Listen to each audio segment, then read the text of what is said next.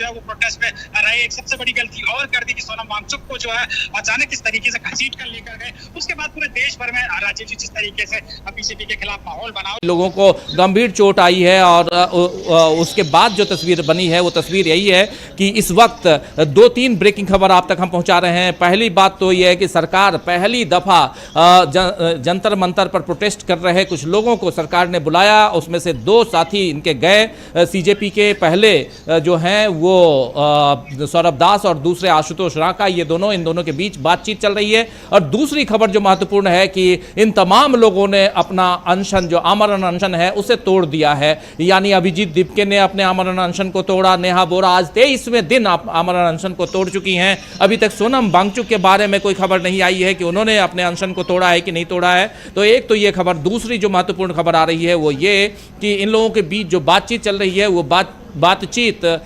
JP Nadda के साथ चल रही है। जेपी नड्डा को शायद इन लोगों ने अपना प्रतिनिधि बनाया, सरकार ने प्रतिनिधि बनाया है। लेकिन इन सब के बीच एक बहुत बड़ी खबर यह है कि अगर बातचीत असफल रहती है तो ये कूच करेंगे फिर से संसद की तरफ। अभी सब संसद की तरफ कूच करने के लिए बाहर निकले थे, लेकिन चूंकि सरकार ने बातचीत के लिए बुलाया है तो इसलिए ये सब वहां पर अभी बैठे हुए हैं, रुके हुए हैं, इंतजार कर रहे हैं बातचीत से क्या कुछ निकल के आ रहा है। इसके बाद सब कुछ आगे करेंगे। सुबह से बारिश भी हो रही थी। इस वक्त मौसम कैसा है? मौसम का सूरत हाल जरा बताइए। इकरार, क्या चल रहा है वहां पे? मौसम वो ठंडा हुआ है, लेकिन उसके बावजूद जो ह्यूमिडिटी है वो बहुत ज्यादा है, उमस बहुत ज्यादा है यहाँ पर। और लोग जो गर्मी से जो है बहुत परेशान। भाई अभी अभिजीत दिपके हैं, उन पुलिस वालों को के ऊपर निशाना साधा जिन लोगों ने लाठीचार्ज की थी। साफ साफ अभिजीत दिपके ने कहा कि अगर अब एक भी लाठी उठी तो ठीक नहीं होगा। यानी जिस तरह से दिल्ली पुलिस जो कार्रवाई कर रही है, 4-4 बार जो छात्रों पर जो लाठी भांज रही है, उसको लेकर अब दीपके ने सीधा दिल्ली पुलिस के आमने सामने, बिल्कुल दिल्ली पुलिस के सामने दीपके जो माइक से अनाउंसमेंट कर रहे हैं कि अगर आप किसी भी छात्र पर लाठी उठाई तो ठीक नहीं होगा। यानी ये बहुत बड़ी बात है, ये लगातार है। खुद दीपके कह रहे हैं कि मैं आगे आऊंगा, मुझे आप लाठी चलाकर दिखाइए, मेरे ऊपर वो है। तो यानी लगातार जो दिल्ली पुलिस जो जिस तरह से जो लेयर बनाकर जो खड़ी है, तमाम जो स्टूडेंट है उनके आगे लेयर बनाकर खड़ी है, उनको लेकर अब दीपके ने निशाना साधा है कि आप जो है वो छात्रों पर लाठी नहीं चलाएंगे। अगर आपकी बार आपने लाठी चलाई, वो आइडेंटिफाई कर रहे हैं खुद पुलिस वालों के, मैंने खुद देखा कि आप लोग लाठी चला रहे हैं। तो इस तरह से जो राजीव जी जो भीड़ है, इतनी बड़ी भीड़ को ये भीड़ बिल्कुल हम लोग दिखा भी रहे हैं। लाठी चार्ज यहाँ पर हम बार बार देख रहे हैं कि लाठियाँ भाजी जा रही हैं।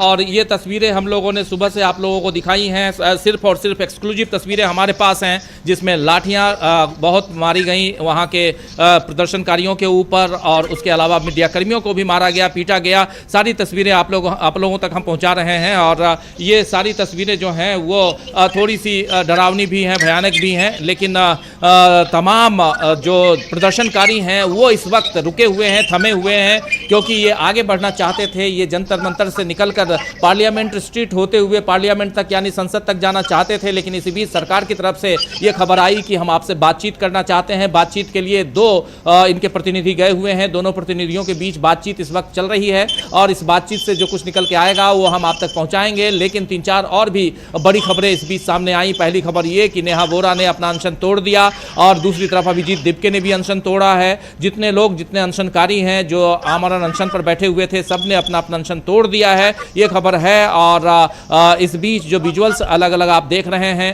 और एक विजुअल और भी है जो सबके सामने अभी हम थोड़ी देर बाद लेके आएंगे, जिसमें पुलिस की जितनी गाड़ियां हैं, चाहे वो वाटर कैनन की गाड़ी हो, चाहे वो आंसू गैस छोड़ने की गाड़ी हो, ये तमाम गाड़ियों पर कब्जा कर लिया है प्रदर्शनकारियों ने। प्रदर्शनकारी उस पर बैठे हुए हैं और वहां से नारेबाजी हो रही है। और इस बीच खूब झड़पें हुई हैं, खासकर पैरामिलिट्री फोर्सेस RAF के जो जवान हैं उनके बीच और प्रदर्शनकारियों के बीच। दिल्ली पुलिस थोड़ी सी पीछे नजर आई, लेकिन जो RAF यानी रैपिड एक्शन फोर्स के जो जवान हैं उन्होंने लाठियां काफ़ी भाजी हैं। और ये सब कुछ कैसे हुआ है उसके पीछे की कहानी भी आप लोग जानते हैं कि दिल्ली के जो पुलिस कमिश्नर हैं, जो चीफ हैं, उनको हटाया गया। दिल्ली पुलिस के चीफ को हटाया गया आनंद फानन में रात को, जबकि आप जानते हैं कि सुप्रीम कोर्ट का आदेश है।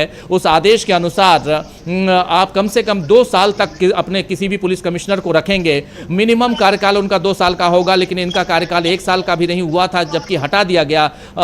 और गोलछा जी को और राकेश गोलछा को हटाया गया और अनुराग कुमार को लाया गया। कुमार साहब जो हैं वो आते ही और उन्होंने अपनी ताकत दिखाने की कोशिश की। सबसे पहले दिन उन्होंने चादर में लपेट कर सोनम वांगचुक को वो लेकर गए और सफदरजंग अस्पताल में उन्होंने भर्ती कराया, जबकि सोनम वांगचुक चाहते थे कि मेदांता में उनकी देखभाल हो, उनकी चिकित्सकीय सुविधा जो है उनको दी जाए, लेकिन वो वहाँ नहीं हुआ और इसके लिए हाई कोर्ट ने भी उन्हें मना कर दिया। अब ये देखिए इस देश का, जबकि आप इस देश के संविधान के तहत आपको अपनी जिंदगी स्वतंत्र रूप से जीने का अधिकार है, लेकिन उसके बाद भी आप किस अस्पताल में अपना इलाज करवाएंगे ये भी कोर्ट आपको तय करके बता रहा है कि नहीं जी आप इस अस्पताल में नहीं उस अस्पताल में जाएंगे। इससे दुर्भाग्यजनक और क्या होगा। और ये सब कुछ नरेंद्र मोदी की सरकार में हो रहा है, तो जिम्मेदार कौन है? जिम्मेदार नरेंद्र मोदी हैं और इसके लिए कोई यहाँ दो राय नहीं है। तो एक बात तो ये, लेकिन सोनम वांगचुक आज शाम तक अपना आमरण अनशन पर जो बैठे हुए हैं, यानी अनशन वो तोड़ने वाले हैं, ये खबर उन्होंने कल रात को दे दी थी। देर रात आप लोगों तक हमने ये खबर ब्रेक की थी। दूसरी खबर जो महत्वपूर्ण है वो यही है कि इस वक्त इन बाकी अनशनकारियों ने अपना अनशन तोड़ दिया है। और तीसरी महत्वपूर्ण खबर कि सरकार के साथ बातचीत चल रही है और बातचीत के बाद क्या निकल के आता है वो हम आप तक पहुंचाएंगे। चौथी महत्वपूर्ण खबर यहां पर यह है कि तमाम प्रदर्शनकारी आगे कूच करने के लिए, मार्च के लिए, यानी संसद पार्लियामेंट तक जाने के लिए तैयार बैठे हुए हैं। इंतजार कर रहे हैं ये लोग कि कब हमें यहां से मैसेज मिलता है और हम आगे कूच करें। लेकिन अब सीधे चलते हैं, हमारे साथी इकरार हमारे साथ जुड़े हुए हैं टेलीफोन के जरिए, क्योंकि इंटरनेट की सुविधा भी, हाँ ये पांचवी छठी खबर और भी बता दूं कि पूरा का पूरा जो नई दिल्ली डिस्ट्रिक्ट है, यानी जो पूरा का पूरा उधर इंटरनेट काट दिया गया है, इंटरनेट की सुविधा नहीं है, जिस कारण हम लोग टेलीफोन के जरिए विजुअल्स तो हम आप तक पहुंचा रहे हैं, लेकिन टेलीफोन के जरिए आप तक वो तमाम खबरें। अब देखिए ये कुछ विजुअल्स आ रहे हैं और इन विजुअल्स को देखिए, दिल्ली दिल्ली मेट्रो के अंदर का ये सूरत हाल आप देखिए, क्या बुरा हाल है। मेट्रो में भी, मेट्रो से बाहर निकलना और मेट्रो के अंदर जाना यहाँ पर मुश्किल बना दिया गया है और कितनी भीड़ है। लोग न सिर्फ दिल्ली के बाहर से, दूसरे राज्यों से भी काफ़ी लोग आए हुए हैं। तो तस्वीरें अलग अलग हम आप तक पहुँचा रहे हैं। इन तस्वीरों के जरिए आप तक हम ये बताने की कोशिश कर रहे हैं, समझाने और दिखाने की कोशिश कर रहे हैं कि ये आंदोलन किस दिशा में जा रहा है और इसके बाद देश की सियासत कहां जा रही है। एक बार फिर इकरार आपके पास आना चाहता हूं, क्या कुछ चल रहा है जहां आप हैं? ये जंतर मंतर है और जंतर मंतर पे क्या चल रहा है? जी बिल्कुल राजीव जी, जो भीड़ वो लगातार जंतर मंतर पर अभी भी बढ़ती जा रही है। लगातार जो भीड़ है उसका आलम अगर मैं बता दूं राजीव जी, तो बिल्कुल करीब 1 से 1.5 किलोमीटर के आसपास जो जंतर मंतर का ये इलाका है, वहां पर तमाम जो खचाखच भर गया है। जिस तरह से 2 दिन से हम देख रहे थे कि जो प्रोटेस्ट साइट थी सिर्फ उस पर ही भीड़ थी, लेकिन अब ये उससे निकलकर जो भीड़ है राजीव जी, वो अब यहाँ अशोका रोड गोल चक्कर तक पहुंच गई है और लगातार 3 लेयर की जो है बैरिकेडिंग वो की गई है। उसके बावजूद जो है छात्रों का यहाँ आना जारी